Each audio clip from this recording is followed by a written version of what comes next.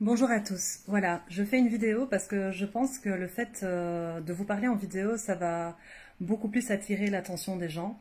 Et je pense qu'il est plus que temps de se mobiliser. Alors, je vous explique. Pour ceux qui me connaissent, je suis une maman de 4 enfants, de 7 mois jusqu'à 11 ans. Je suis enseignante et je suis très inquiète de ce qui est en train de se passer dans les écoles. Alors, je ne sais pas si vous savez, mais a été rendu obligatoire des cours d'éducation sexuelle en 6e primaire et en 4e secondaire. Alors, jusqu'ici, c'est discutable, certains vont me dire en 6e primaire, c'est la pré-puberté. Ok, d'accord. Je trouve ça tôt, mais voilà, chacun son opinion, après tout, il faut se respecter les uns les autres. Mais sachez que le guide Evras, qui est en ligne, vous tapez guide Evras dans Google, allez le lire, sincèrement. Si vous êtes parents, si vous êtes grands-parents, vous avez des petits-enfants, allez lire le guide Evras. Alors c'est 300 pages, c'est lourd, c'est vrai, mais il y a moyen de lire entre les lignes, d'aller voir les résumés et d'aller voir les points clés. Allez voir identité de genre, allez voir rapport sexuel, allez voir... J'ai plus de noms comme ça, toutes les en tête. Alors déjà dans ce guide Evras, il est marqué que l'enfant a une sexualité dès la naissance. C'est complètement faux. Un enfant n'a pas de sexualité avant sa puberté. Il n'y a pas de pulsion sexuelle, il n'y a pas ça. Donc, aller parler à des enfants, leur projet, c'est d'aller parler à des enfants dès la maternelle, dès la 3e maternelle, dès 5 ans. Alors, ça commence par l'identité de genre. On va dire à des enfants, alors, petit garçon, tu te sens peut-être un petit peu fille, oh, mais t'inquiète pas, c'est normal, peut-être que tu vas te transformer en fille, enfin voilà, j'en passe les détails. Dès 9 ans, c'est la masturbation, l'orgasme, l'influence positive des pornographies, négative ou positive, hein, normal. Alors moi, personnellement, je sais pas vous, mais l'éducation sexuelle, c'est quelque chose qui ne doit pas être donné par l'école. Ça doit être donné par la famille. Nous avons des droits en tant que parents et il me semble que ce sont des sujets intimes qui ne se traitent pas devant une classe entière dès la maternelle. Au secours. Alors, ce jeudi 7 septembre, il y a une mobilisation devant le cabinet de la Fédération Wallonie-Bruxelles à 13 h. J'ai déjà sur mon mur posté l'annonce. Je vous en prie, parents, grands-parents, il faut se mobiliser. C'est très très grave.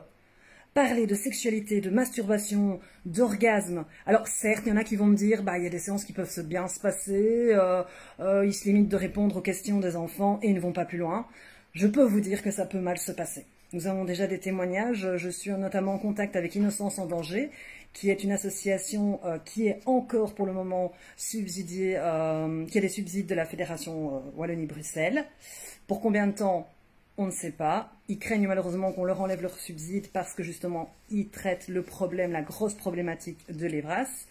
Et soyons clairs, ce n'est pas l'Evras qui pose problème, c'est le S de Evras. Parce que l'éducation à la vie relationnelle affective, c'est une des missions de l'école. Mais sexuelle, ça n'a pas sa place.